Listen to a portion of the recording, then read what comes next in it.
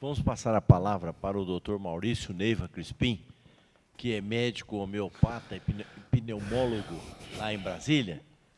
E eu quero dizer para vocês que ontem, após longas negociações, demoradas negociações, caras negociações, viu, Eurípides?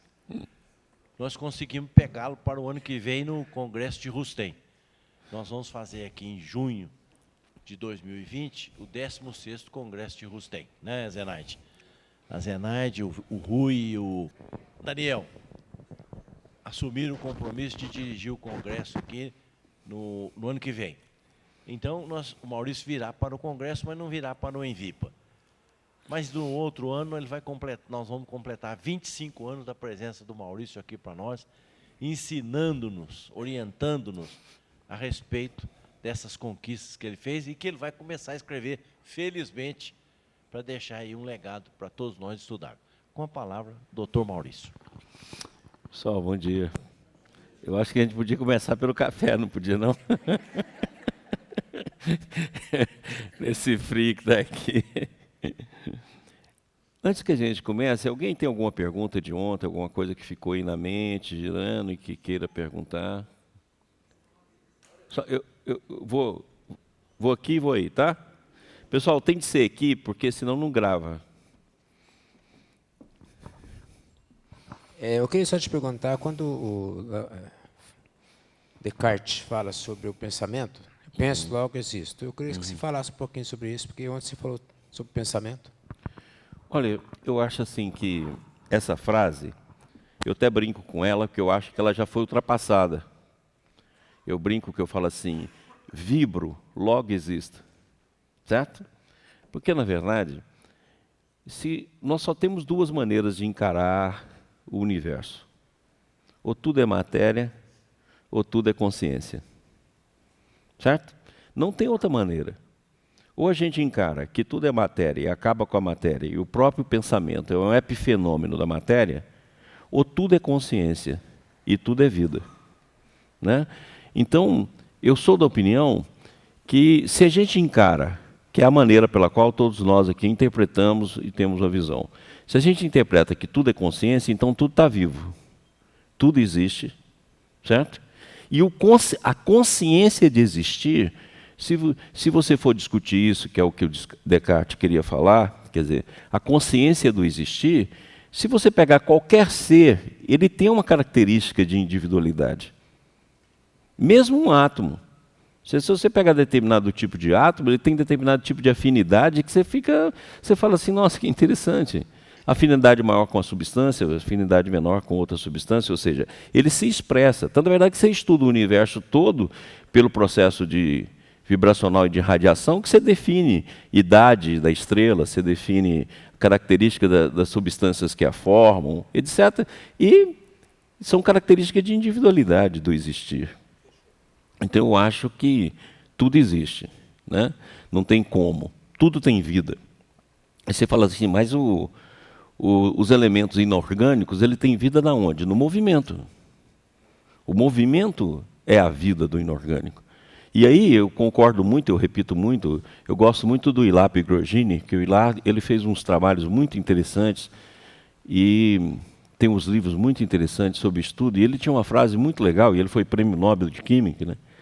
Ele falava assim, ou a gente pega a parte inorgânica, que é a parte orgânica, ou está todo mundo vivo, ou está todo mundo morto. Não tem jeito. Porque não tem como o inorgânico ter gerado o orgânico e ele ser morto. Então significa que está todo mundo morto. Ou está todo mundo vivo. Então eu acho que tudo é consciência. E se tudo é consciência, a matéria, a energia, o espaço e o tempo são dimensões da contração da consciência. E é assim que o Baldi estuda. O Baldi tem um estudo muito interessante sobre isso. Quer dizer, a gente não sabe o que é consciência. Muito menos a gente sabe o que é espírito. A gente tem que ter isso em mente. Nós não sabemos o que é. Mesma coisa, nós não sabemos o que é Deus. Isso aí nunca. Quer dizer, nós não sabemos. Nós temos alguns aspectos que a gente estuda. Mas nós não sabemos como é espírito. Eu acho interessante a gente falar assim, o espírito, o meu espírito. Onde já se viu uma coisa dessa? Quer dizer, o Paulo de Tarso já falava lá, o espírito é um. Você não tem como localizar o Espírito. O Espírito não está dentro do tempo e do espaço. Você fala assim, meu Espírito está encarnado em mim. Onde, minha filha? Me diz aí onde. O que você tem de reflexo do Espírito é o campo mental. Mas nós não sabemos onde está o Espírito. A pessoa fala, o meu Espírito. Minha irmã fala assim, o meu Espírito, a minha mente, o meu corpo. E eu falo assim, e a minha ignorância. Eu encho o saco dela quando ela fala isso. Mas ela fala assim, Mauro, o Espírito não está aqui na mente. Eu falo, Jesus. O Espírito, se o Espírito é um só, como Paulo diz, ele transcende o tempo e o espaço. Você não tem princípio de localização. Certo? Não é possível localizar. Não, e ele fala, né? E ele chega ao ponto de falar assim, o Espírito é um. E ele deixa isso claro, que eles sejam um como nós somos um, Pai. Ou seja, o Espírito é um. Você não tem como localizar o Espírito. Nós localizamos o quê? O campo mental. E assim mesmo, nós não temos como localizar as partículas do campo mental, porque ela está dentro da lei do princípio de incerteza. Ou seja, ela é a probabilidade de existência em determinado campo, mas não uma existência concreta. Então você entendeu que o que existe de concreto é a repetição do nosso pensamento. É o nosso pensamento que existe como repetição. Como ele existe como repetição, a gente tem uma noção de continuidade. Mas a continuidade é uma repetição e não uma existência. Gente, vocês entendem isso? Não, você sim, pensa um pouquinho aí. Então você vai ver que a gente, na verdade, a gente forma um hábito mental, amontoa um pensamento em cima do outro e repete. E a gente tem um quê de existência. E a gente acha que essa coisa está aqui. Não, ela é uma vibração.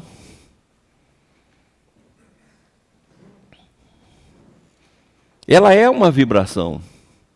Como você acha que ela está dentro do campo mental? Ela está aqui na sua mente, mas ela é uma vibração.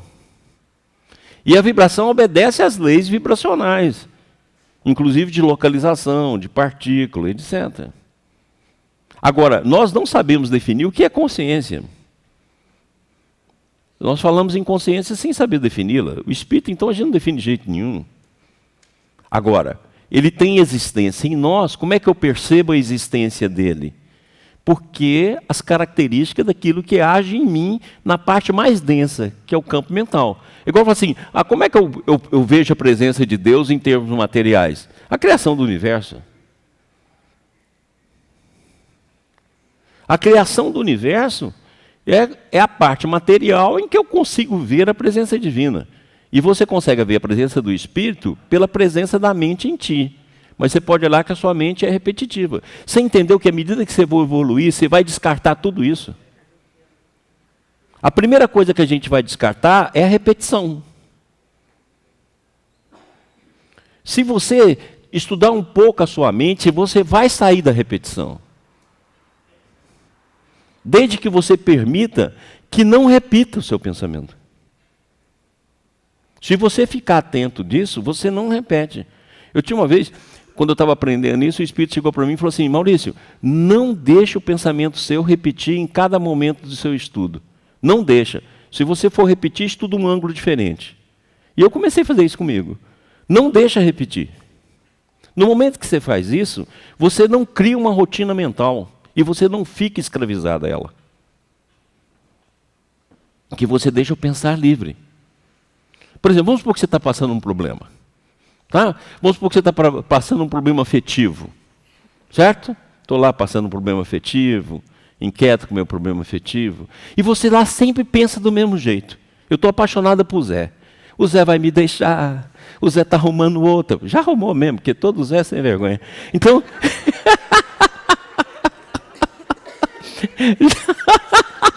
Já todo Zé sem vergonha, não tem jeito. Então o que você está pensando é verdade. Então você vai lá e começa a amontoar um monte de problema. E você pode olhar que você vai lá e repete eles de novo. O Zé arrumou, está arrumando, o Zé está arrumando, o Zé está isso, o Zé está me largando, o Zé... E você fica repetindo isso e você acha assim, eu estou preocupada. Não, você não está preocupada, você está repetindo o pensamento. E você não pega aquele problema e começa a estudar. Mas por que eu estou preocupado que o Zé está me traindo ou deixando de trair? É problema do Zé. Agora, na hora que eu saber que o Zé está me traindo, eu vou largar ele. Vai te lascar. Ué. Isso é fácil de resolver. Agora você não, você fica preso porque você tem um apego, você quer direcionar, você quer controlar. Agora, se eu não quiser controlar, se eu tiver uma relação com ela, nossa relação está muito legal, ela resolveu me trair, problema dela. Vai me perder, playboy. Pronto, acabou. Qual o problema? O problema dela. Eu não tenho de ficar controlando ela, nem controlando se está traindo, deixando de trair, porque Jesus deixou claro, não há nada escondido que não venha à tona. Então, beleza, é só esperar que vai vir. Entende? Mas a gente pega o problema e fica repetindo. E daqui a pouco a sua mente fechou. E aquilo passa a ser um problemaço para você, porque se você sempre ficar sem o Zé, agora a sua vida perdeu o sentido. E o Zé nem vale tanto assim, mas se você... você nem vale. A minha vida se perdeu por causa que isso? Você não vale nada disso. Não vale 15 centímetros. Mas você começa a aprender aquilo tudo. E aí você fica preso nesse processo. Gente, nós podemos viver diferente. Começa a fazer um exercício. Não deixe o seu pensamento repetir. Você vai ver que maravilha é isso. Veio o problema, o pensamento vai vir, porque você já acostumou a repetir ele. Na hora que ele vem, você fala, não, vou estudar isso sob outro ângulo. Vou estudar isso sob outro ângulo. Na hora que você vai fazendo isso, você vai mudando. Você vai mudando. Vamos pegar uma dívida financeira. Você já viu como é que você gira do mesmo jeito, é a mesma conclusão que você chega? Aí você não acha a solução para o problema financeiro? Agora, se você modificar, você vai agir, você vai agir, vai achar uma maneira, porque a mente começa a não ficar presa num processo de repetição.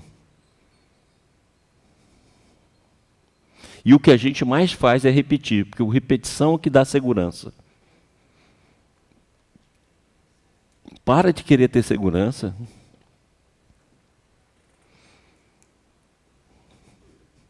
Não tem segurança de nada. E não é assim que a vida é extremamente insegura. Quem é mais que queria perguntar? É você. Maurício, bom dia. Sem querer dar um passo para trás, a sua maneira de conceber o pensamento, o que seria o pensamento? Seria o acúmulo de conhecimentos nossos ou seria, como se diz, a aquisição de novos conhecimentos? Como você define o pensamento que você tanto falou ontem? Olha, presta atenção aqui. Ó. Como é que você define a palavra? Está claro? Você pode olhar que você fala e você pode calar a boca, não pode? Pode. A palavra você usa nessa condição. Agora você entendeu que você não consegue fazer isso com o seu pensamento? E a palavra deriva do seu pensamento.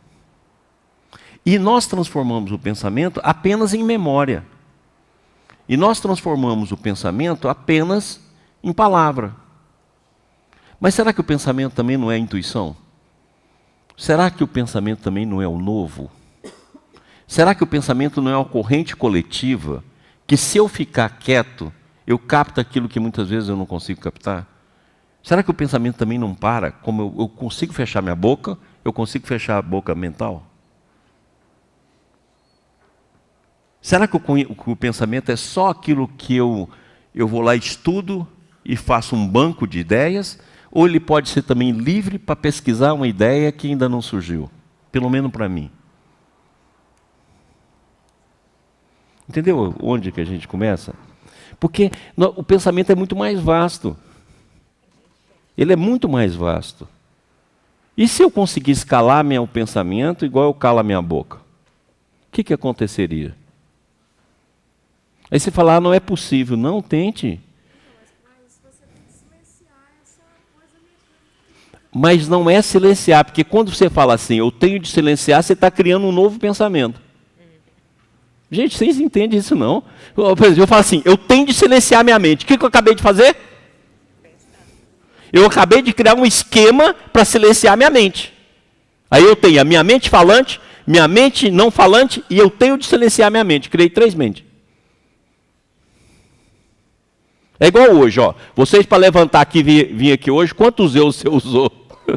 Igual tem dia que eu chego no consultório e falei, hoje eu usei 3 eus para me levantar. Um eu que não queria de jeito nenhum, um eu que... Eu falei, não, cara, encara a responsabilidade, e um eu que fala, não, eu quero é que se lasque tudo. Ou seja, eu usei 3 eus para me poder vir aqui. Quer dizer, vocês aqui quantos eus usaram? Então não é esse esquema. Porque aí você fala assim, para mim silenciar minha mente, agora eu vou fazer exercício de não mente. O exercício de não mente é mente. Aí você cria, agora eu vou meditar. Agora eu vou ficar em posição de lótus para que a luz de Deus me ilumine. Aí você começa com essas besteiras tudo. Mas a questão não é essa. A questão é, será que eu estudando o pensamento, eu chego a algum ponto que esse pensamento para? E se eu dissecar meu pensamento? Quer ver? Deixa eu ver isso aqui. Fala um medo aí. Você tem medo de quê, meu amor? Fala um medinho aí qualquer.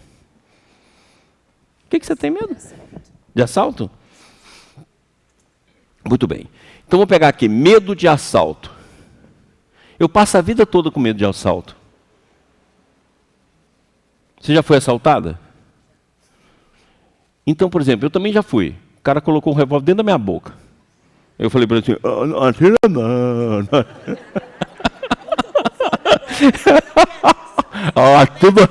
Tudo bem, mas não atira não, tá?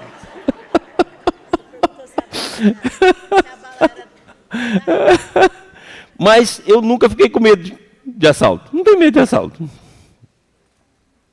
Aí você fala assim, poxa, agora tem gente que se acontecer isso, ela vai ter um trauma.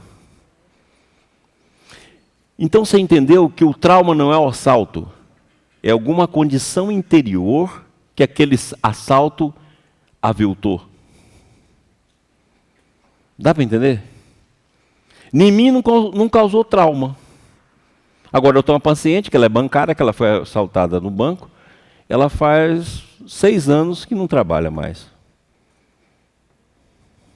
Por trauma do processo de assalto. Você entendeu que, na verdade, o medo de assalto dela está associado a um conteúdo emocional dela. Por exemplo, ela não gosta de ser invadida, ela não gosta de forma nenhuma de a vida privada dela sofrer qualquer ação, ela não gosta de nenhuma intromissão. Então o medo de assalto dela vai ser maior do que outra que não tem essa característica. Entendeu que o medo do assalto é apenas um símbolo de um processo mais profundo? E para mim estudar esse medo de assalto, eu tenho de decompor esse medo, como alguém que põe uma peça em cima de um local e começa a dissecar ele, para chegar onde ele veio. De onde vem esse medo? E quais são as características desse medo? E você vai ver que ele não tem nada a ver com medo. O medo é apenas um símbolo. Por exemplo, se ela preserva muito a liberdade dela, preserva muito a maneira dela ser, se ela luta para que ela possa ter a vida dela na maneira que ela for, o assalto pode estar relacionado com isso. Que o assalto é uma ingerência sobre a minha vida que eu não quero que exista. Então você tem de dissecar isso. Disseca os pensamentos repetitivos na sua mente. Disseca os pensamentos que você repete. E você vai ver que ele tem origem em campos que você nem pensa que eles possam ter. Mas nós não fazemos isso e ficamos refém.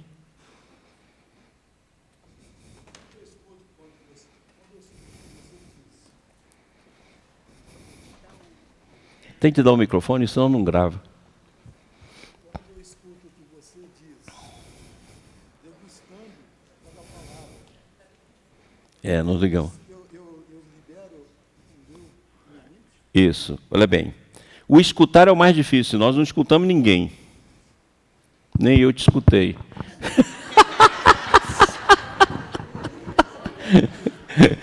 Quando eu escuto o que você diz, degustando cada palavra, quer dizer, sem aquela preocupação de contestar, porque o ser humano tem a maneira, e antes dele ouvir, ele está contestando já. Isso. Eu libero a minha mente? Libera. E aí você entra em ressonância comigo. Por quê? Porque, na verdade, a gente não escuta. Porque para você me escutar, você tem de estar num quadro que eu me encaixe. Porque senão você não me ouve.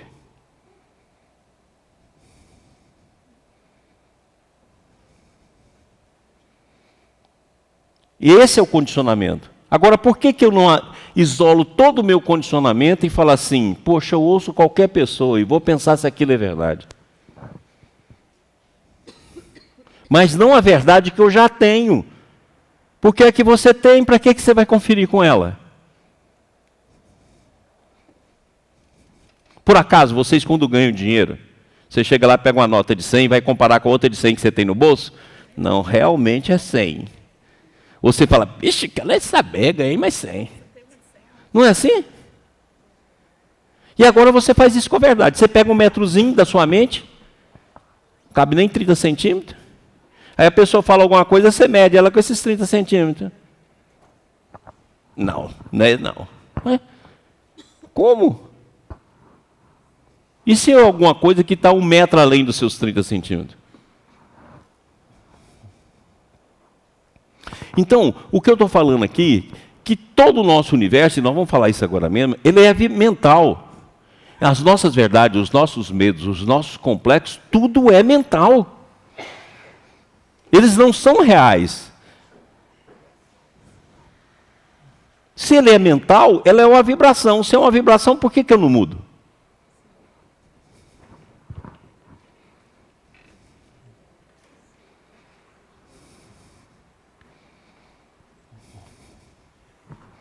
Né? Então vamos lá.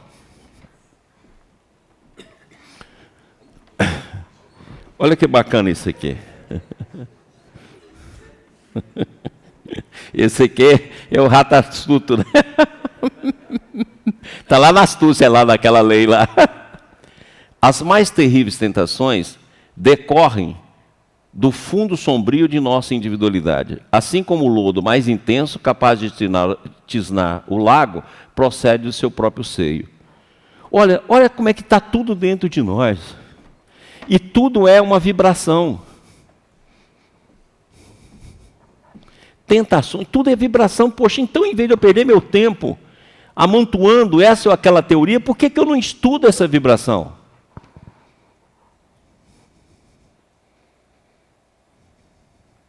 Por que eu não abro essa vibração?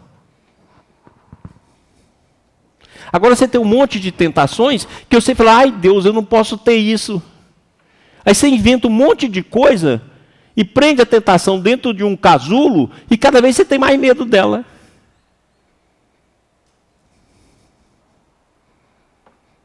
Quantas pessoas aqui não têm medo da própria tentação? E que chega em determinado momento, não aguenta suportar aquilo acaba sendo extravasado. Agora, por que eu não estudo ela? Ela é uma vibração. E se é vibração, ela não pode ficar mais intensa, menos intensa, e eu não posso estudá-la para saber de onde ela surgiu, por que ela se manifesta, o que ela quer, o que ela expressa.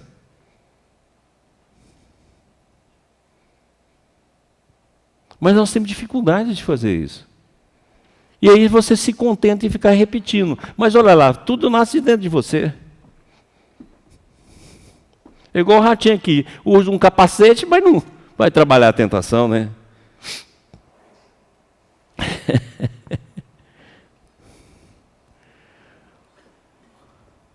Olha o que Emmanuel diz. Renascemos na Terra com as forças desequilibradas do nosso pretérito para as tarefas do reajuste. Nas raízes de nossas tendências, encontramos as mais vivas sugestões de inferioridade. Nas íntimas relações com os nossos parentes, somos surpreendidos pelos mais fortes motivos de discórdia e luta. Pessoal, vamos supor que eu desencarnei e fui para umas regiões espirituais mais amenas. Você entendeu que suas tendências menores não aparecem? Porque a vibração sustenta um outro tipo de qualidade mental, que aquelas características não vão surgir? Quando você reencarna, você entendeu que você vai para uma região mais densa e todas as suas tendências inferiores aparecem? E é aquilo que eu sempre falei para vocês, a pior parte de vocês é agora. O pior eu que vocês têm é esse aqui. Porque é o eu que não tem uma vibração para sustentar a superior. No plano espiritual, como a vibração... Você imagina você morar numa cidade como o nosso lar, por exemplo, que tem lá milhões de pessoas desencarnadas, que está com a vibração sempre superior. Você entende? Você nem pensa nas coisas menores? Porque a vibração ambiente te sustenta.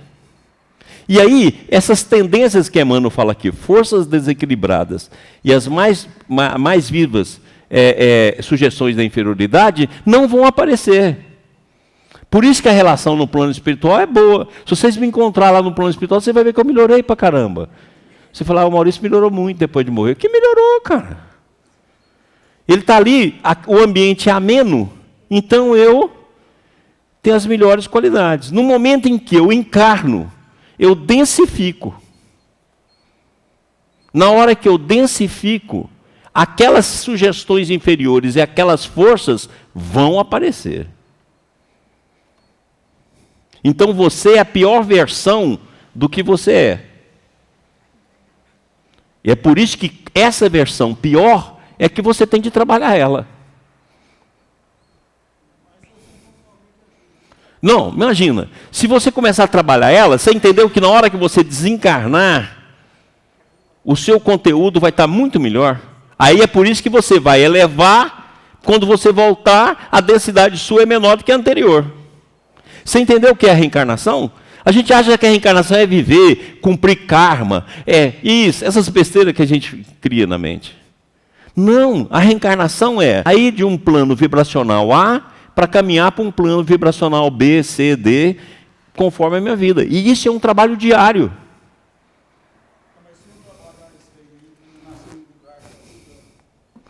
Mas você vai nascer num lugar que é compatível com você. Você não nasce em um lugar que não é compatível.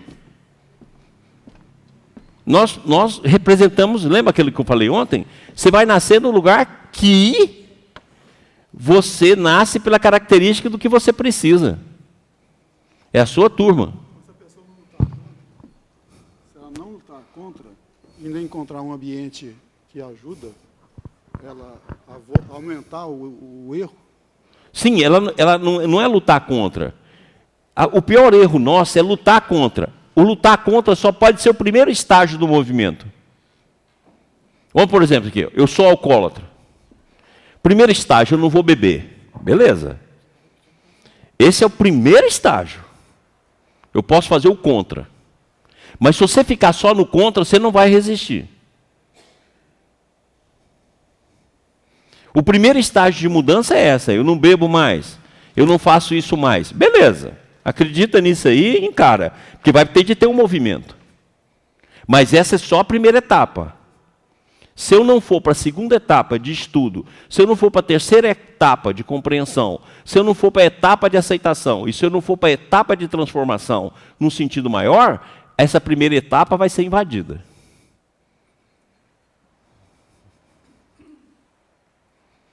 E isso por quê? Porque é uma vibração. Essa vibração vai continuar, essa vibração vai ter força. Todos os nossos opostos são vibrações.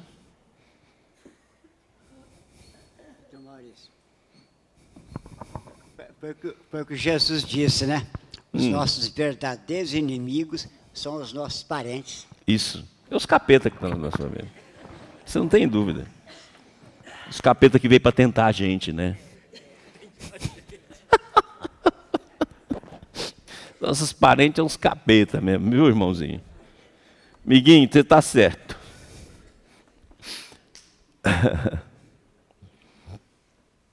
Não te proponhas, desse modo, atravessar o mundo sem tentações. Você entendeu, então, que não tem jeito? Tem gente que fala assim, não, eu quero ser perfeitinho. Que perfeitinho do inferno? Você vai andar com o capeta do lado. O que você vai fazer é o seguinte, eu não vou fazer o que o capeta me sugere. Mas o capetão do lado ali o dia inteiro. Por quê? Porque você criou uma tentação que ela foi somando durante várias vidas. Olha aqui. Vamos pegar aqui uma tentação de poder. Eu tenho o poder e o controle, tá bom? Eu tenho o poder e o controle. Ora, eu passei uma vida 2, 3, 4, 5, 6, 7, 8, 9, 10, 11. Tudo tendo poder e controle. Eu agora vou chegar nessa vida e falar assim, não, eu sou humildezinho. É igual eu falo, deixa que eu mando você. Minha mãe falava, esse menino já nasceu mandando. Eu falei, não, afofa para você ver, você não manda no mundo. Uai, você se especializou na vibração de mando, de controle. Isso que as mulheres então são ótimas. Finge e controla tudo. Aí você fala para ela, você está controlando. Nossa, que isso? Eu dou a maior liberdade aos meus filhos, ao meu marido. Eu nem importo, eu só falo. Controla tudo. E você pode olhar que a mulher controla tudo. Você quer controlar tudo. De uma gaveta à vida do seu filho. E você fala, por que isso? Porque você desenvolveu isso. Faz parte do próprio campo sexual. O feminino desenvolveu o controle, ela não tinha poder. Uai, como é que eu vou fazer a inversão do poder? O poder estava na força do homem. Uai, se eu não tenho poder, o que eu faço? Eu controlo. Porque eu controlo, inclusive, o poder. Uai. É inteligência. E aí você vai achar que você, como homem, vai conseguir sair do controle da sua mulher? Você está maluco, você não vence isso nunca. Isso é milenário. Igual eu falo, cara, desiste.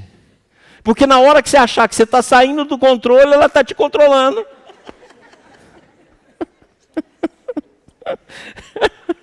Vai lá, o cara fala, xinga e tal. Ela fica quietinha, passa um pouco. Por quê? Porque tem uma especialidade de séculos, meu irmão. Não tem jeito, você não vai vencer.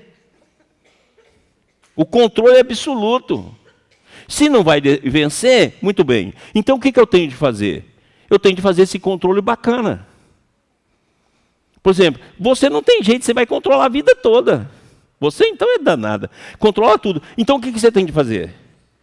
Eu vou fazer esse controle para o bem. É igual eu. Eu mando no mundo. E afofa para você ver se eu não mando. Não tem jeito. Eu mando no mundo. Agora, qual é a minha intenção? Então eu vou fazer o máximo desse mando para o bem. Vou usar a liderança para o bem. Vou usar projetos para o bem. Porque pelo menos vai para o bem. Igual o controle. Poxa, eu vou fazer o controle. A mulher não vai perder o controle. Não tem jeito. O lar, ela vai controlar. A vida vai controlar a vida de todo mundo. Isso já está na alma. Muito bem, então vou fazer um controle para o bem. Porque aí eu vou usar essa força e ela vai ficar comigo, mas ela vai ficar comigo num projeto melhor. Da melhor forma. Agora, se eu nego essa força, igual faz, não, eu não mando em ninguém. Eu sou humilde. Eu só peço a Deus para iluminar. Não sei porque minhas filhas é revoltada comigo, porque eu não falo nada.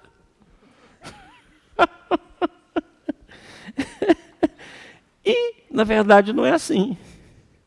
Agora, se eu vou fazer isso, eu assumo, eu vou andar com ele. Não, eu vou andar com ele, porque eu vou precisar de tempo para fazer essa transformação.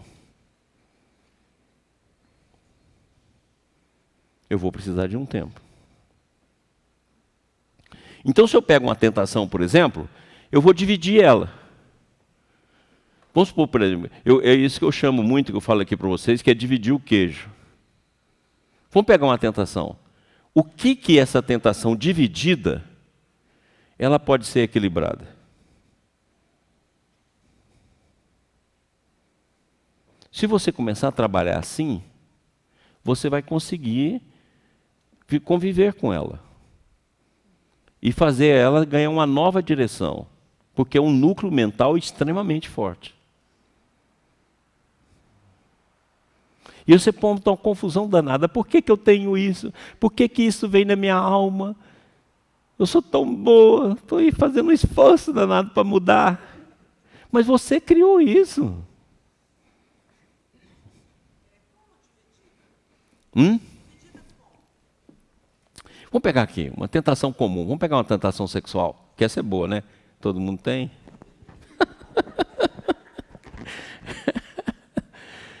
Então, vamos por exemplo aqui. Você pega o motivo sexual seu, por exemplo. Você tem uma tentação sexual que é de seduzir todo mundo. Certo? Então você vai dividir o seguinte, uma parte dela está na sedução, porque quando está na sedução eu estou me achando importante. Ok? Então uma parte dela é sedução, uma parte dela é prazer, uma parte dela... Você vai dividir ela. Aí você fala assim, na sedução como é que eu posso substituir? No prazer, será que eu fazendo um prazer que transforma um pouco do prazer dela, você vai ter o prazer sexual, mas uma parte dela, eu não posso compensar em outro tipo de prazer que também eu gosto? Entendido? E se eu tenho a imagem muito forte na cabeça, será que eu fazendo, por exemplo, indo para a arte, indo desenhar, isso aí não diminui um pouco a pressão? Você entendeu? O que eu chamo de dividir o queijo. Em vez de eu ficar o tempo todo reclamando do queijo, eu divido o queijo e começo a trabalhar ele em várias áreas.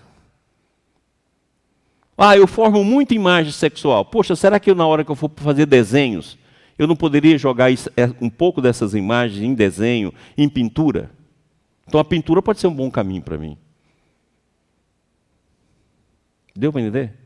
Eu divido o queijo e deixo uma parte que ela vai ser só sexual mesmo. Mas a outra eu começo a trabalhar essas forças em outras áreas. Deu para entender isso? E isso você faz, elabora isso muitas vezes. Faz lá no seu computador, faz lá no seu caderninho. E vai testando. Olha, não, isso aqui melhorou muito. Na ginástica eu consigo diminuir um pouco da energia sexual. Então vou ter que ter uma parte aqui que é ginástica.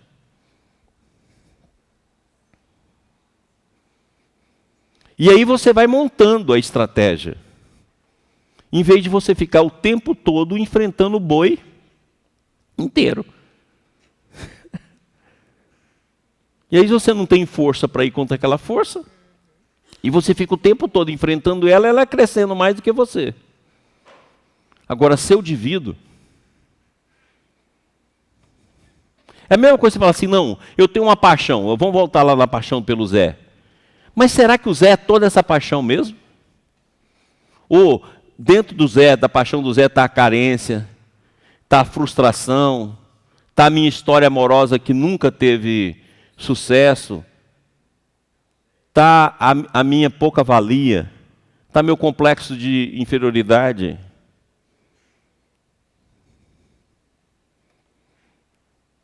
Então, se eu olhar para isso, você vai ver que eu posso, muitas vezes, o amor pelo Zé, que é 100%, não é 10%.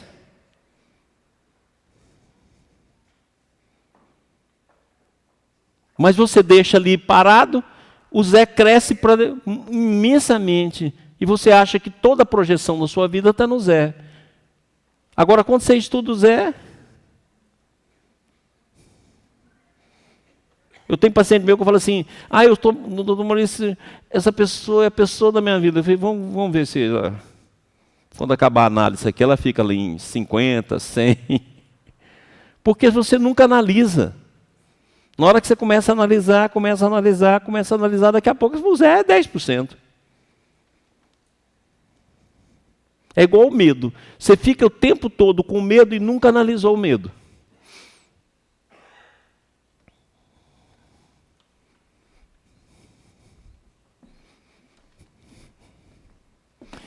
Não se proponha desse modo a atravessar o mundo sem tentações. Elas nascem contigo, assomam de ti mesmo e alimentam de ti. Quando não as combate decididamente, qual o lavrador sempre disposto a cooperar com a terra do qual precisa extrair a boa semente. Olha bem o combate que ele faz uma comparação com a plantação de uma semente. Olha quanta coisa você tem de fazer para uma semente dar certo.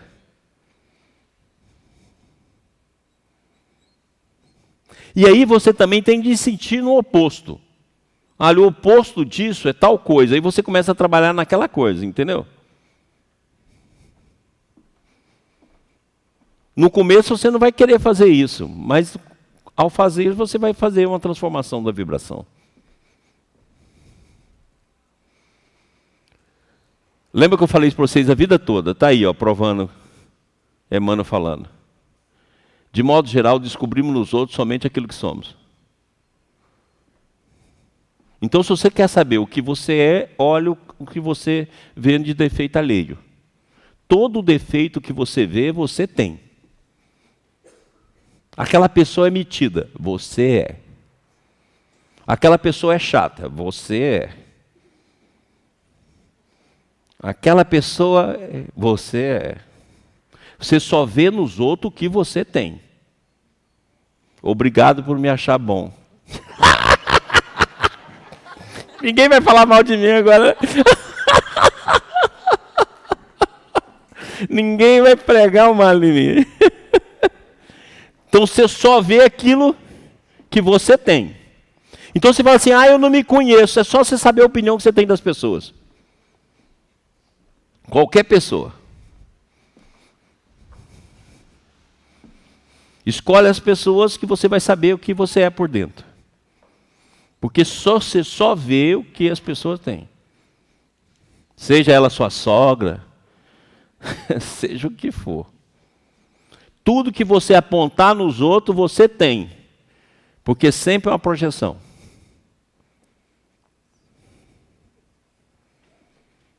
Vamos lá, todo mundo vai decorar aquilo ali, ó. E olha o que Emmanuel diz, somente.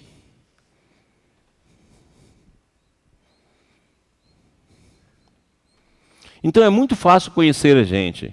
Você tem dúvida? Olha a opinião. Pega as pessoas que você conhece e olha a opinião sobre elas.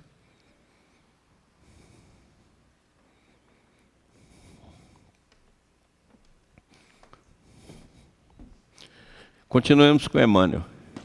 O homem enxerga sempre através da visão interior. Com as cores que usa por dentro, julga os aspectos de fora. Pelo que sente, examina os sentimentos alheios. Na conduta dos outros, supõe encontrar os meios e fins das ações que lhes são peculiares.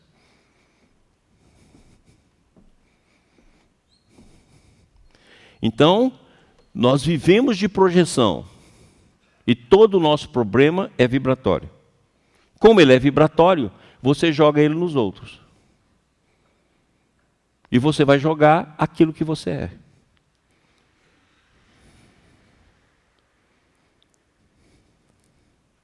Sabe aquela amiga chata que você não aguenta? É uma parte de você.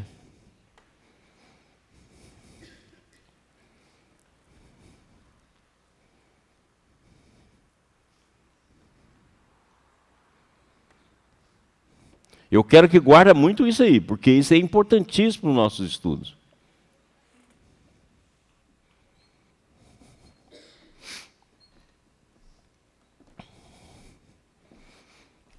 Emmanuel, mais vale chorar sobre os aguilhões da resistência que sorrir sobre os narcóticos da queda.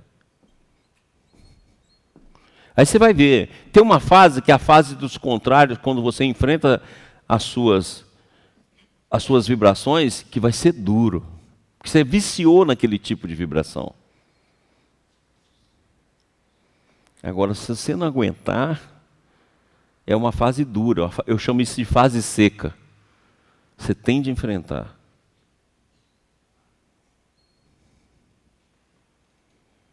E é isso que tira a vontade da gente, que a gente já viciou naquele pensamento repetitivo e você não quer enfrentar ele.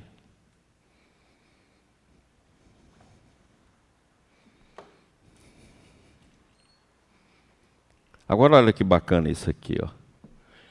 Cada homem tem o mapa da ordem divina em sua existência, a ser executado com a colaboração do livre-arbítrio no grande plano da vida eterna. Ora, mas também nós temos as potencialidades. E essas potencialidades estão vivas dentro da nossa alma, gente. Se você for atrás dela, se você lutar contra a vibração embaixo, ela vai surgir lá em cima.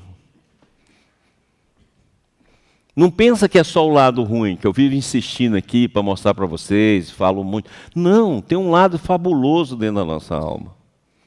Mas para você chegar nele, você tem de descer no inferno.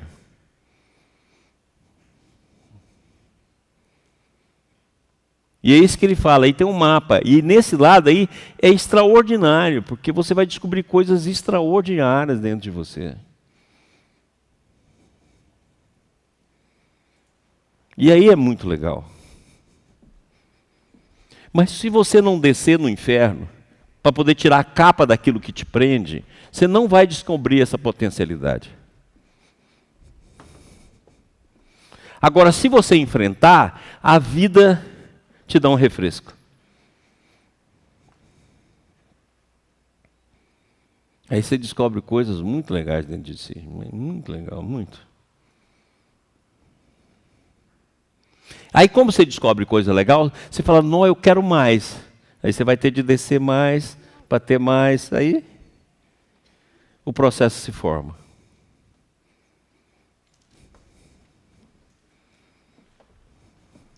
Deu para entender?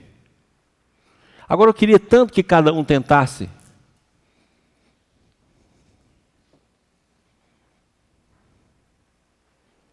Isso é viável. Isso não é só da vida dos santos, não. Se você tentar, você vai ver. É viável. E é para qualquer espírito, para qualquer ser. Sim, meu anjo, eu vou chegar aí. Então, se a gente tentasse, seria muito legal. Por quê? Porque várias gente tentando, um fortalece o outro.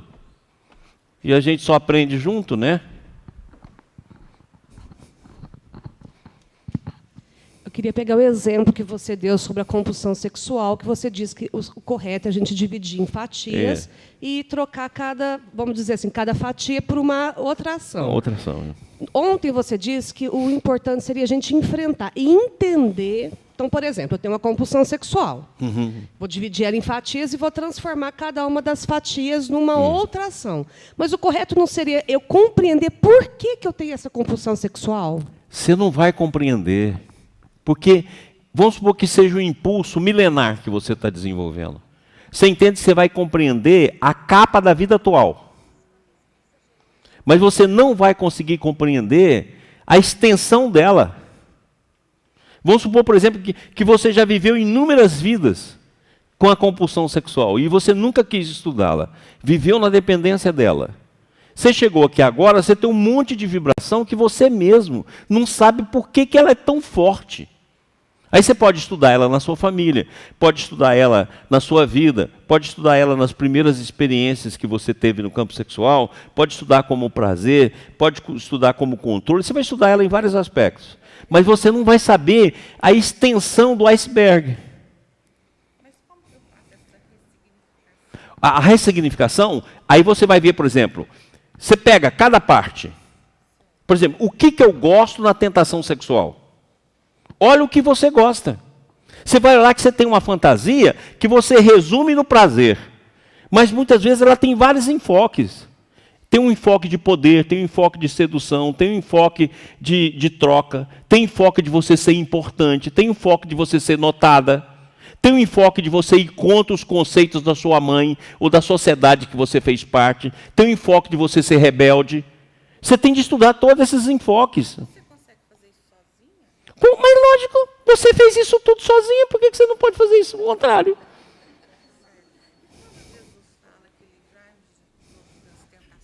Livrar da tentação de nós mesmos. Livrar significa um trabalho que a gente tem de fazer. Não é uma coisa que cai. Não. E a tentação nunca vem de fora. A tentação é uma companheira de jornada. Né? E a gente não tem que ter medo delas, não. Fala bem, vai lá e catagola faz um catálogo de todas as suas tentações. E depois estuda uma a uma. Você vai ver que elas têm um conteúdo que ele é apenas sexual mesmo, E você vai ver que a maioria dela, 90% dela, ela está em outras esferas do campo emocional mental.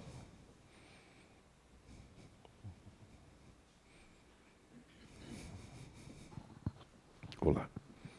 Dá para virar aí? Hã? Nada.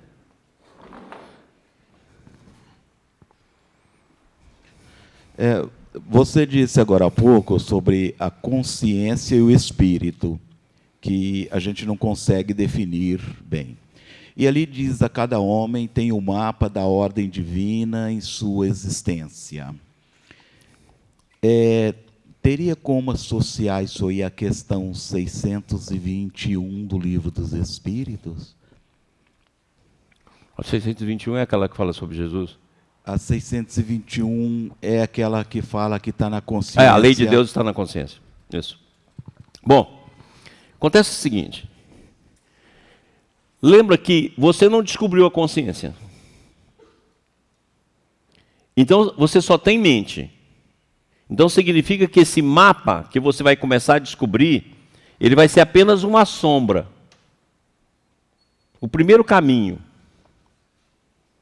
E a lei de Deus escrita na consciência, ela está na consciência, você não percebe ela de jeito nenhum. Ela percebe nela, em você, como sentimento de culpa. Quando você age de maneira inadequada. A lei de Deus não está na mente. Porque a mente, ela é acusatória. Então não pode estar a lei de Deus nela. Você pode olhar que a mente só acusa. E inclusive você mesmo. Você vê que a mente é um não. Vocês já repararam ou vocês nunca estudaram pensamento nesse sentido? Tudo na mente é não. Eu falo que a mente é tipo um funcionário público. Tudo que você pede para ele, ele fala não. Não pode. Você pode olhar, a mente, ela nega tudo. Ela nega os valores da vida, ela nega a beleza da existência, ela nega você, ela nega o próximo, ela nega a mãe, ela nega o pai. A mente, ela é desse jeito. Ela é um não, então nela não está escrita a lei de Deus. Está escrita na consciência que você vai descobrir. Agora, o que ela está aqui? O que ela está aqui como lei de Deus é os valores morais. Isso que a educação ensina para a gente, a mamãe, o pai, ensina. Meu filho, não faz isso, a gente tem de ser honesto, a gente tem de fazer... Esses valores morais que a gente passa por cima deles todo dia. E finge que obedece. E dá recado para todo mundo. Mas é um começo. Não tem de desprezar também não, porque isso é um começo. Porque você está numa evolução que você te trouxe aqui e criou isso para você. É uma obra sua, parabéns. Você a fez assim. Porque no momento que você quiser fazê-la diferente, você a fará. Tudo. Tudo. E aí, hoje o que você é o resumo de todas as ações que você fez. Ruim ou ova? Você que fez, ué. Então, mas não é muito bom. Né? Ué, por quê? Por que você não pode desfazer? Aí que tá, como que desfaz? Ah, Qual isso. técnica? Com a técnica, largar de ser safada. É a primeira técnica. Largar de ser safada. Porque se você fizer esse movimento, você começa a fazer a modificação. Mas nós somos uma obra de nós mesmos através dos séculos, gente. Tudo que você tem, você que implantou. E você está onde você construiu para estar. Ora, se eu fiz isso, por que eu não posso desfazer e fazer melhor? Tudo é uma vibração.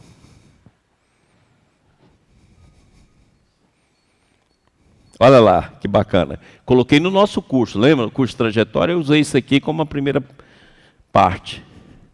Olha lá que bacana. Cada homem possui com a existência uma série de estações e uma relação de dias estruturada em preciosos cálculos de probabilidade. Se você fechou a probabilidade, você não tem ela mais. Você vai ter de reabrir. Tudo é uma probabilidade. Ah, não, eu estou sozinho, eu não tenho ninguém. Você fechou o ângulo do afeto.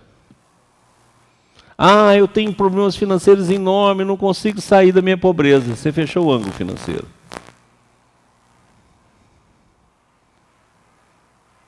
Então as probabilidades, elas estão aí. Tem ângulos que estão abertos e tem ângulos que estão fechados. Você vai ter de reabrir.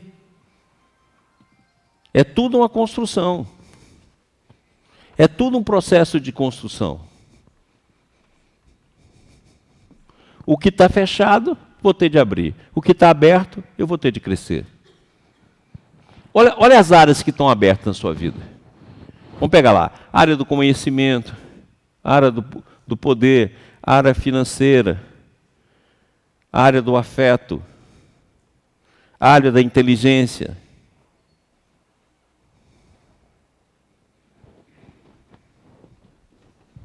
Entendeu? E aí você fala, bom, nesse campo o meu está fechado.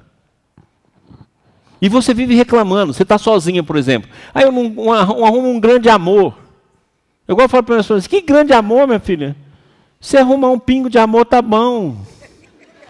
Se o seu ângulo está fechado, por que você quer um grande amor, meu filho?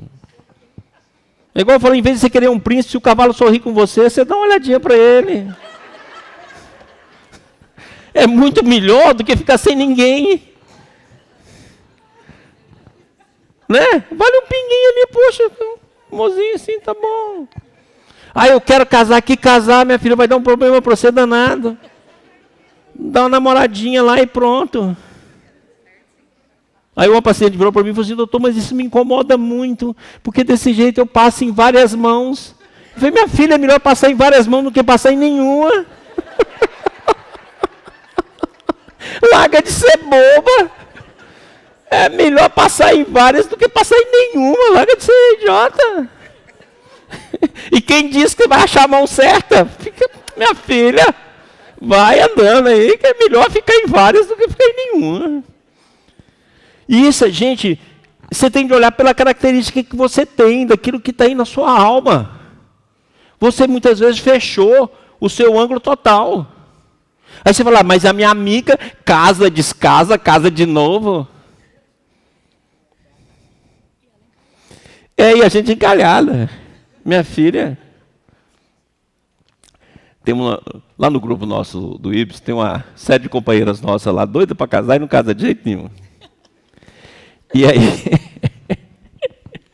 nós conhecemos uma senhora, sabe? Uma senhora sofrida. E minha irmã, a Vânia, que toma conta disso, ela que toma conta de tudo. E a mulher tinha a seguinte história: 13 filhos. Aí um dos filhos fez outro filho lá, ficou com mais 2, 15. Já com mais de 40 anos, 15 filhos para ela cuidar. Aí ela veio do interior, aí a Vânia arrumou uma casa para ela, arrumou um emprego, arrumou isso, arrumou aquilo. E com 15 filhos. Aí passou um tempo, que a vidinha dela ficou até melhor. Um ex-namorado dela, que vivia lá no interior, que era um fazendeiro, a esposa morreu. Aí quando morreu, ele ficou sabendo que ela estava solteira também, que tinha separado, e ela veio. E ele casou com ela com 15 filhos, ela com mais de 40 anos. Aí nós pegamos a notícia e publicamos lá na parede do IBS.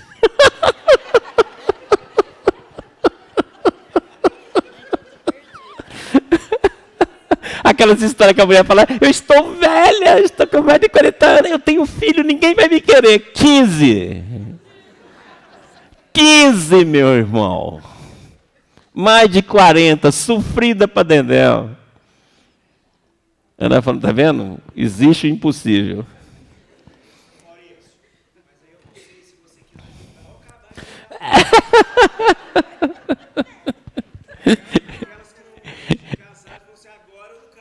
É as duas coisas, né? Então, na verdade, é o ângulo nosso. É o ângulo que você fechou, o ângulo que você fez. E que muitas vezes vai passar privação, vai ser duro, vai passar solidão. Aí você tem que achar uma maneirinha. Um tiãozinho aqui, um tiãozinho ali, um Zezinho, né? Um mais ou menos, um 25%. Agora não vai querer príncipe, maravilha, sonho. Não, esquece isso. Não vai aparecer. Não escolhe muito, não. Tá bonitinho, tá bom. Porque o ângulo fechado não vai te permitir. É igual a pessoa que faz um sonho, ela tem um ângulo fechado e faz um sonho financeiro imenso. Que isso, cara? Se eu arrumar um empreguinho, tá bom. Se tiver um salarinho, beleza. Para de onda.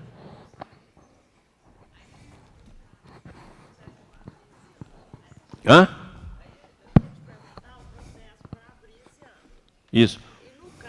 Essa senhora, o processo dela foi essa aceitação, essa paciência, esse amor nesses 15 filhos? Não, é porque ela não tinha um ângulo fechado na parte afetiva. E não tinha. Você pode ter aceitação, aceitar, cuidar dos seus filhos e não vai render nada para você. Aí sim, você tem de achar onde que ele está. Por exemplo, eu só tenho 30% desse ângulo. Aí você tem de trabalhar naquilo com muito empenho para você sair da vida com ele mais aberto. Esse trabalho, por exemplo, vamos supor, por exemplo, eu não consigo ter ninguém. Muito bem. Eu não tenho chance. Nem o Tchãozinho apareceu na minha vida. Muito bem. O que eu faço em que eu fechei a afetividade dos outros? O que eu fiz? Está aqui dentro de você, tem resquícios aqui dentro de você. Eu armei pra caramba, eu seduzi muito em vida passada e larguei para lá, eu traí todo mundo. Ok? E essa história é a história que está na sua alma, não tem jeito, ela é possível de ser vista, ela está em você. E aí você fala assim, bom, então eu tenho de estudar, eu tenho de transformar isso. Vou transformar a minha maneira pérfida de ser, vou transformar a minha forma de agir com as pessoas, vou transformar a maneira como eu me relaciono afetivamente, mesmo com as pessoas que eu amo e que gosto. E aí você começa a fazer a transformação, que vai abrir o ângulo para que você receba no futuro. Pode? Oi, Paulinho.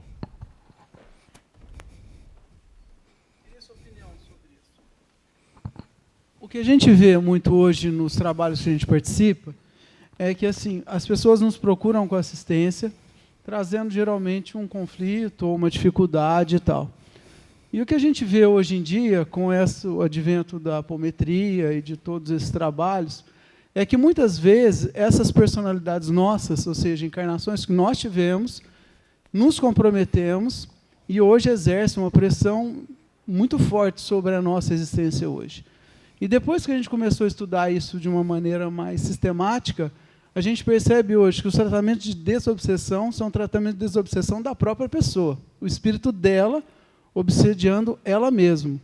E a gente está desmistificando um pouco essa história de que é o espírito que está me obsediando, não é você mesmo, na maioria das vezes. E nós tivemos um caso a semana passada, onde uma parte da pessoa queria tanto prejudicar ela agora nessa existência que ela estava completamente amarrada. E ela não conseguia. Todos os ângulos da vida dela, em quase todos os ângulos, estavam fechados, porque ela mesma não queria deixar que essa vida dela sobressaísse. Então, assim, como você pensa isso? Baseado no estudo do Godinho, a gente vê que nós tivemos encarnações que estão associadas ao nosso processo evolutivo e encarnações que nós nos comprometemos que ficam dissociadas desse processo. Ou seja, eu tenho as encarnações que me prejudicam o tempo todo. Por isso, quando ela faz a pergunta ali, que ela fala, eu vou trabalhar essa compulsão. E você fala, mas essa compulsão ela vem até o presente. Mas quantos milênios nós temos de compromisso? Então, assim, como é que seria esse processo de transformar essas dissociadas em colaboradoras da minha própria existência hoje? Olha aqui. A melhor maneira é a gente chegar ao estágio de vê-las. Porque se você começar a estudar você vai ver que em determinado momento o campo reencarnatório abre. E você mesmo, através das experiências do sonho e através das experiências conscientes, vai ver a sua reencarnação. Elas vêm a você, elas se pronunciam.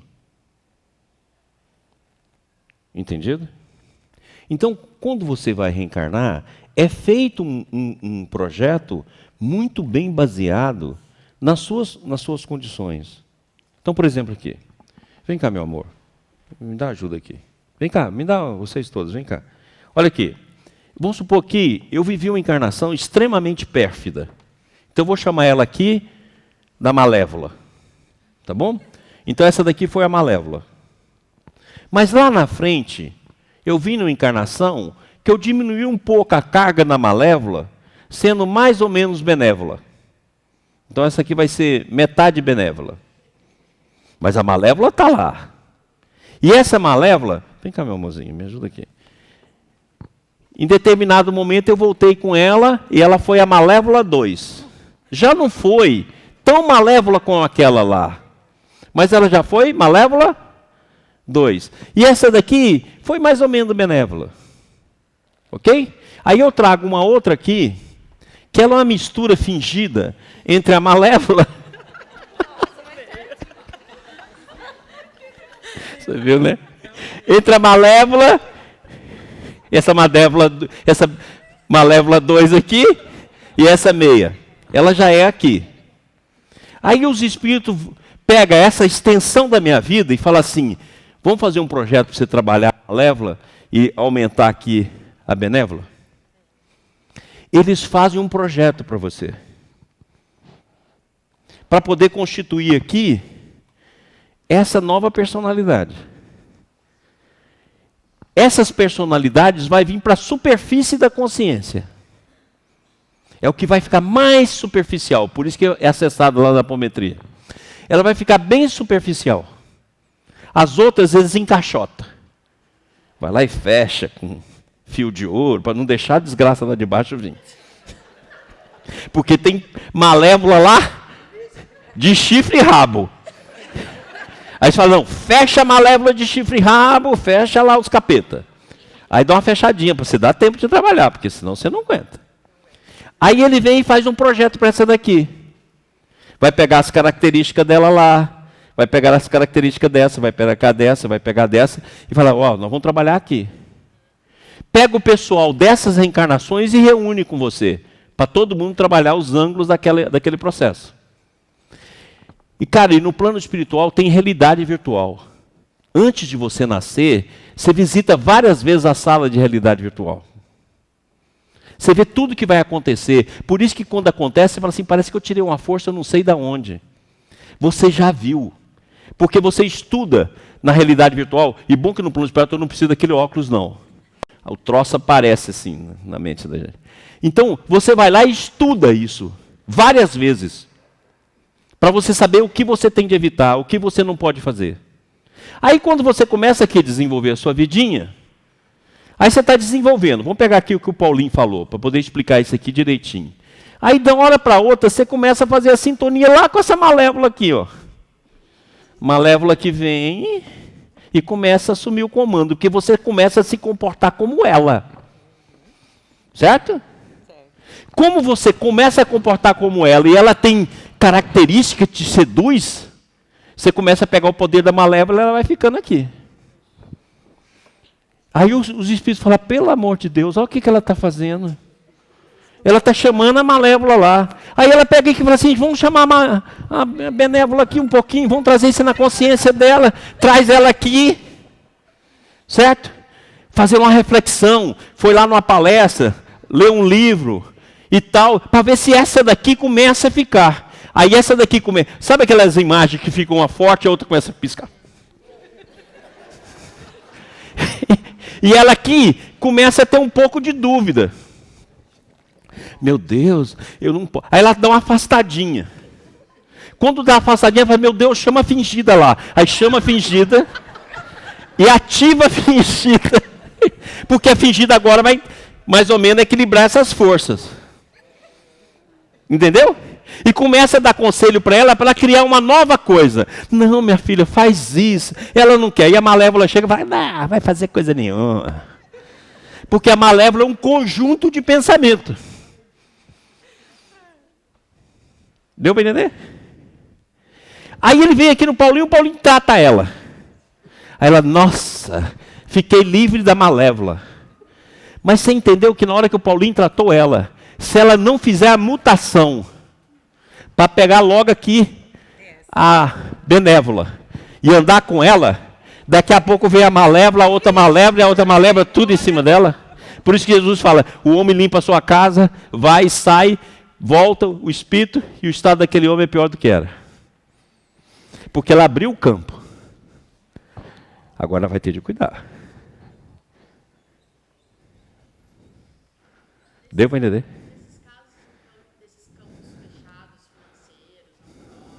Tudo aí. Não, e se você juntasse tudo? Apometria, constelação, tratamento psicológico, cambal. Você dá toda a base para a pessoa. Para tentar ver se a Malévola sai daquilo ali. E essa é uma luta, gente, porque é uma luta vibracional. Agora, se o cara não tem, o que você vai fazer com ele? Volta aqui vocês para a posição.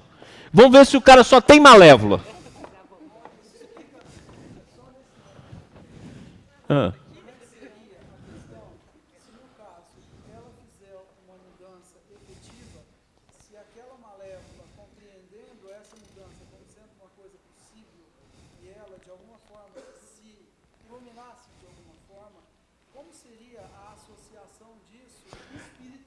Espiritual é o seguinte, ó. Eu pego a Malévola. Eu sei que eu sou malévolo. Maurição aqui, sei que eu não presto. Então eu vou andar com a minha Malévola. E eu falo assim, Malévola, fala aí o que você quer fazer. Ah, mata aquela mulher. Não, não vou matar não. Aí ela vai me sugerir coisa ruim. Eu falo, não, minha filha, não faz isso não. Nós já estamos na outra etapa evolutiva. Eu vou conversar com ela igual eu converso com a entidade. Mas a Malévola não sai de mim, não. Grudada aqui em mim. Não, não tem medo dela, não. E eu vou convencendo ela. Ela vai falar assim para mim, não, cara, não faz isso não. Não vou fazer. Não, você precisa aprender comigo também. Não é assim, não. E vou ensinando aqui a Malévola. E eu vou trabalhando essa Malévola, vagarosamente. Porque a Malévola também tem um lado bom. Na hora que eu precisar ser astuto, na hora que eu precisar ser eficaz, eu pego a Malévola para mim. Eu falo assim, Malévola, vem cá. Nós estamos precisando resolver um negócio ali que eu estou precisando ser muito forte e ter uma mente muito forte. A Malévola é ótima para isso. Porque ela é fria. Então eu vou poder usar ela nos momentos para fazer coisa boa quando o momento for muito grave. É o caso daquele bonzinho. E eu vou poder usar a Malévola, porque a Malévola é fria. Ela sabe disfarçar. Astuta. Aí você pode pegar essa característica para aplicar nas coisas boas. Para sair das dificuldades mais difíceis da vida. Deu para entender? É assim que a Malévola vai transformando. E você vai anexando as qualidades dela. Agora é duro. Duro. Não é. Além da gente ter que fazer esse trabalho interno que vem do ambiente do pai e da mãe, Isso. Tudo. E você carrega isso aqui tudo. Agora presta atenção. Vamos supor que eu sou um obsessor seu. Vamos pegar uma obsessora. Vem cá, ó. Você tem uma cara de obsessora. Não tem cara de obsessora, gente? Olha. Aí eu pego um obsessor meu. Aí que eu tô aqui. Eu lá na vida passada acabei com ela. O que ela faz? Ela vem aqui. Eu tô aqui com a Malévola. Vem cá, obsessor. Ela chega aqui, ó, e ativa a Malévola nela.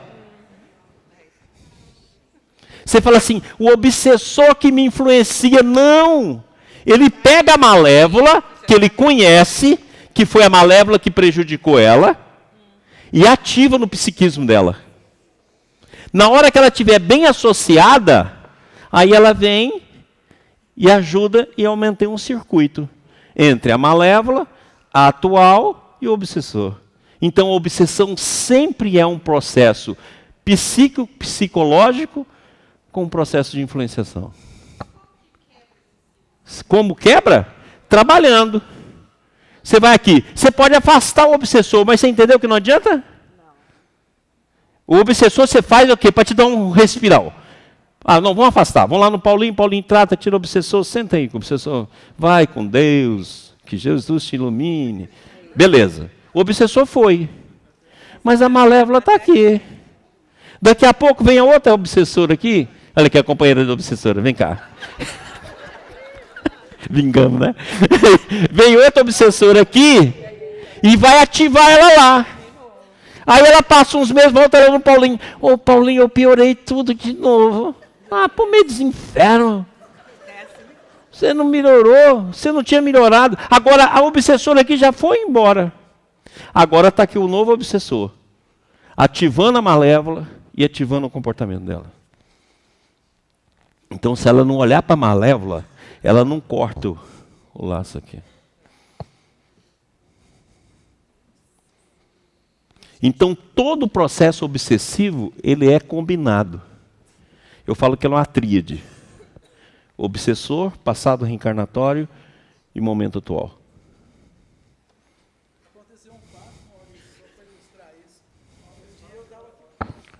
Obrigado.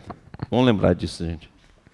Aconteceu um fato uns 3 meses atrás, que eu falei assim, não é possível. Que ligação é essa que o nosso grupo tem com tanta gente e cada vez que você abre a malévola ali tem mais 5, 15. Isso. E aí você abre a outra tem mais 500. Isso. Aí eu falei assim, que compromisso é esse que a gente tem? E aí me colocaram em cima de uma montanha, eu como general, dizimando aldeias e mais aldeias e mais aldeias e mais aldeias. E aquela fila de gente assim que não acabava. E eu fechei os olhos e falei, obrigado, Senhor. Pronto. Porque se você trata de malévola, você é pior de todos nós. Você gerou malévolas. E não existe nada de bondade. Entendeu? Eu estou aqui 25 anos vindo em Franca, porque possivelmente durante 25 anos eu mudei a cabeça de vocês em reencarnação passada. Graças a Deus estou ficando livre. Agora vocês que se lasquem. Fiz minha parte. Entendido? A vida te coloca na posição certinha de você restituir tudo. Agora só que tem uma beleza, né? A vida te coloca para restituir em abundância. Porque ela te dá a chance de você fazer tudo em tempo menor. Então, você tem que aprender a conviver com a sua malévola. Classifica. Eu classifico dentro de mim. Malévola A, cruel 2, safado 3. Eu classifico. Eu tenho toda a classificação das pessoas que eu já percebi dentro de mim. E quando ela vem, você já começa a perceber, poxa, ela está aqui, eu vou usar ela para quê? Porque a malévola tem uma parte boa também. Porque ela aprendeu a entender o ser humano, a saber usar, ela é fria. Então, na hora que você precisar dela, você vai ter de contar com ela. A fingida é mais difícil, mas a fingida, você usa ela nas reuniões sociais, quando você vem aqui no centro, por exemplo, que você precisa mostrar que você é melhor. Aí você usa a fingida, porque a fingida vai te ensinar, por exemplo, a falar assim, não está acontecendo nada não, está tudo bem, a culpa é do outro. Você vai usar a fingida. Porque a gente precisa da fingida também. Entendido? É todo mundo. Se você for aprendendo a usar isso, você vai levando.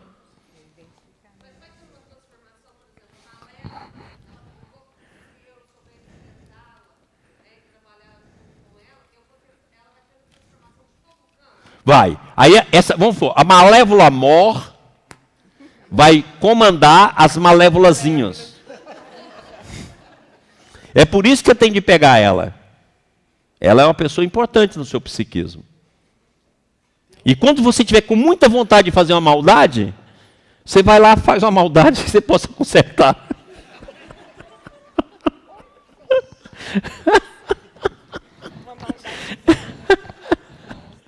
Sabe assim, quando você não aguenta. Se você tiver um marido, você vai lá e fala tudo dele. Seu safado. Porque ele é mesmo. Aí você vai fala que dá uma aliviada na alma. Você nunca fez isso? Porque quando você fala assim, dá aquela aliviada.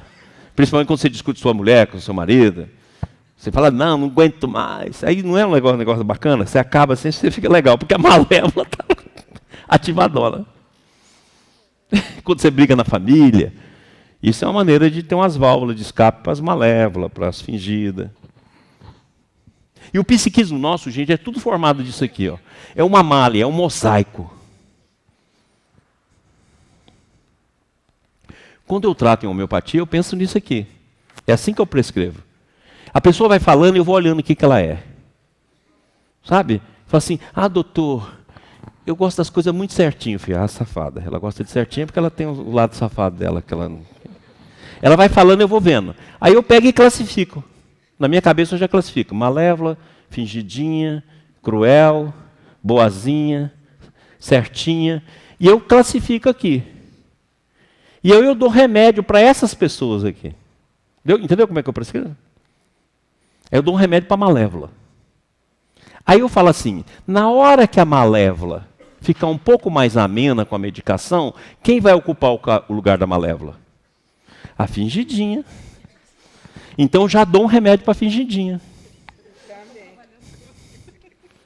Aí na hora que a fingidinha não estiver ocupando o lugar, quem vai vir? A malévola mais ou menos. Aí eu dou um remédio para ela aqui. Mas aqui do lado também tem algumas coisinhas que ela já constituiu de bom. Pô, muitas vezes a pessoa já é generosa. Você fala, pô, que legal, né? Na hora que eu der o remédio aqui, que isso aqui é acalmar, eu vou dar um remédio para generosidade.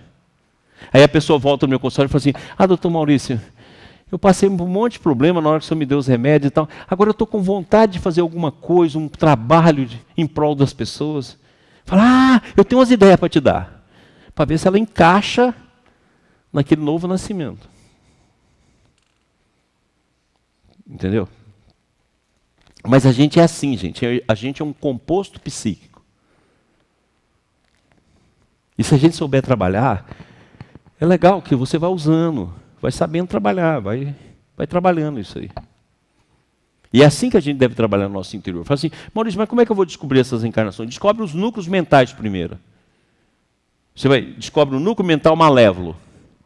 Que aí você vai saber que se tem um núcleo mental malévolo é porque você tem várias encarnações malévolas. O núcleo mental fingindinho. Você pode olhar que todos nós aqui tem um núcleo fingindinho. Não vem com onda nem fingir para mim, não, que isso aí não.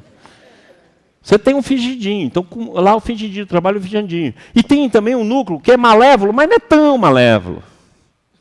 Você dá uma melhoradinha. Você tem uma ideia? Agora tem um lado seu também bom que você deve apoiar nele. Olha o que você tem de bom. Né? Olha o que você tem de bom. Pode ser um bonzinho, vagabundo, mas é o bonzinho. Vamos trabalhar esse bonzinho. Eu sou solidário. Eu sou uma pessoa persistente. Não, eu sou uma pessoa que, poxa, tem afinidade com as pessoas que sofrem. Essa qualidade é o que nós temos que trabalhar para resgatar isso aqui. Entendeu? Leva todo mundo. Não, ele já trabalhou tudo isso.